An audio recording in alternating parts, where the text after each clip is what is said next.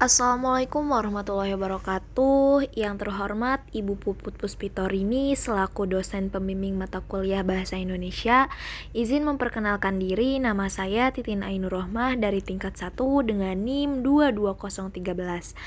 Pada kesempatan kali ini, saya akan membahas tentang kisah inspiratif dari Bapak Presiden ketiga kita, yaitu Bapak Baharudin Yusuf Habibie atau lebih dikenal dengan nama Bapak B.J. Habibie.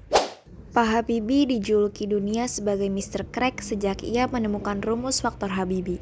Selain itu, Pak Habibie juga dikenal sebagai Bapak Demokrasi Indonesia karena ia telah membawa angin segar atas disahkannya kebebasan pers di Indonesia.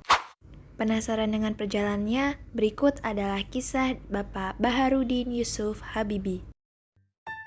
Pak Habibie lahir pada tanggal 25 Juni 1936 di Parepare, Sulawesi Selatan. Ayahnya seorang ahli pertanian dan ibunya adalah seorang dokter spesialis mata. Habibie adalah pribadi yang lebih suka menyendiri. Hobinya adalah membaca buku. Walaupun begitu, ia juga termasuk anak yang sangat aktif bertanya karena Habibie memiliki rasa yang ingin tahu yang tinggi.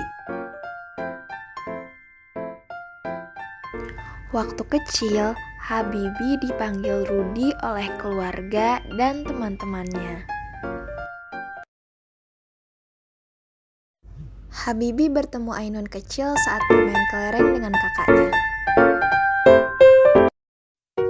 Ayah Habibie meninggal pada saat Habibie berusia 14 tahun. Habibie dan Ainun bersekolah SMA yang sama.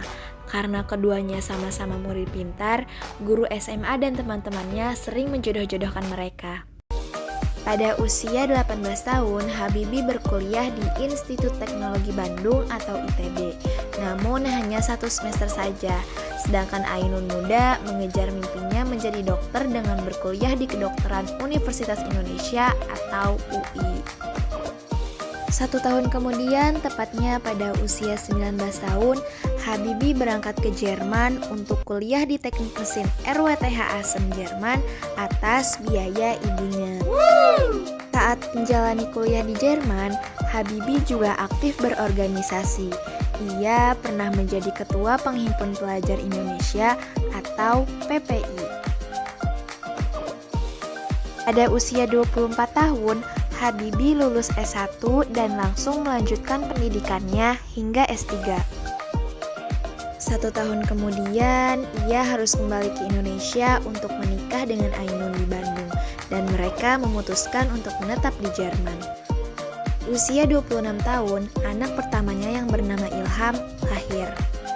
Kemudian, pada usia 28 tahun, Habibie meraih gelar S3-nya dari RWTH Aachen dengan predikat Summa Cum Laude. Usia yang masih terbilang muda yaitu 31 tahun, Habibie mendapatkan gelar guru besar dari Institut Teknologi Bandung atau ITB, dan di tahun yang sama juga anak keduanya yang bernama Tarek lahir.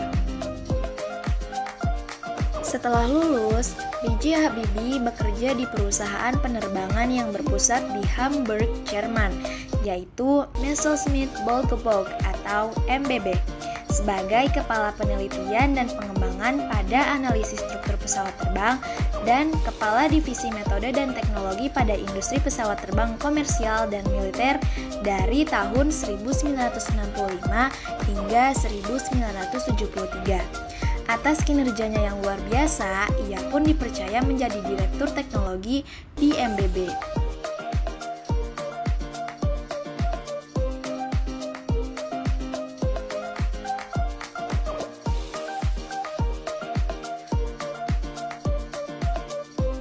B.J. Habibie dikenal sebagai inovator jenius dari Indonesia yang memiliki sumbangsi besar pada teknologi pesawat terbang dunia. Salah satu kontribusi terbesarnya adalah pada teori keretakan atau crack propagation. Teori ini digunakan untuk memprediksi titik mula keretakan pada sayap pesawat terbang.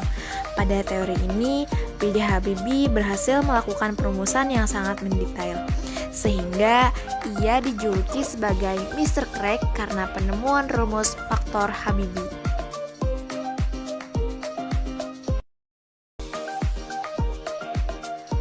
Pada tahun 1973, lebih tepatnya pada usia 37 tahun, Habibie harus kembali ke Indonesia atas mandat Presiden Soeharto. Selang 1 tahun, ia dipercaya untuk menjadi penasehat di Rut Pertamina. Pada usia 40 tahun pula, ia ditunjuk sebagai Dirut IPTN atau Dirgantara Indonesia. Tahun kemudian, ia diangkat menjadi Menteri Riset dan Teknologi Republik Indonesia.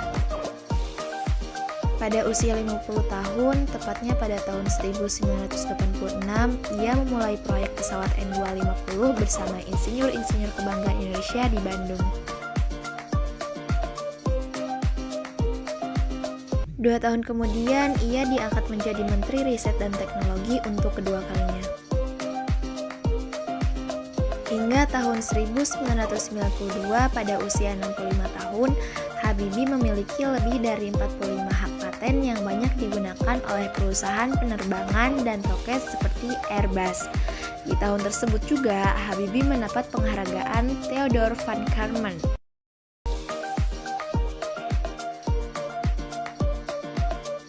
Pada usia 57 tahun atau tahun 1993, Habibie diangkat menjadi Menteri Riset untuk ketiga kalinya. 2 tahun kemudian, ia memimpin uji coba pesawat N250 dan sukses terbang di langit Nusantara. Namun, pesawat tersebut harus menunggu sertifikasi layak terbang untuk dapat digunakan secara komersial atau diperdagangkan. 3 tahun kemudian, pada tahun 1998, ia terpaksa harus menghentikan proyek N250 karena krisis moneter. Pada tahun yang sama juga, beliau diangkat menjadi Wakil Presiden Republik Indonesia untuk mendampingi Presiden Soeharto. Tak lama kemudian, Presiden Soeharto mengumumkan pengunduran diri di Istana Merdeka, sehingga Habibie harus menggantikan Pak Soeharto menjadi Presiden Republik Indonesia. Pada tahun 1999, ia mengesahkan Undang-Undang Kebebasan Pers dan Otonomi Daerah. Di tahun yang sama pula, Timor Timur lepas dari Indonesia. Akhirnya, Habibie harus turun dari jabatan presiden setelah laporan pertanggungjawabannya ditolak oleh MPR.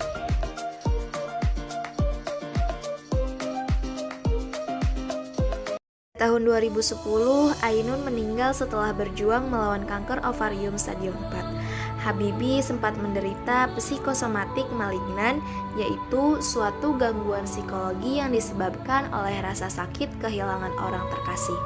Sehingga salah satu solusi sekaligus obat yang ia pilih adalah menulis buku diari. Habibie rutin berziarah ke makam Ainun setiap hari selama 100 hari dan setelahnya. Pada tahun 2012, kisah cintanya diabadikan dalam film Habibie dan Ainun yang sukses diperankan oleh Reza Rahardian dan Bunga Citra Lestari. Pada tanggal 11 September 2019, B.J. Habibie meninggal dunia dan dimakamkan di samping Bu Ainun. Pak Habibie juga mengajarkan kita bahwa keberhasilan bukanlah milik orang yang pintar, tapi milik mereka yang senantiasa berusaha.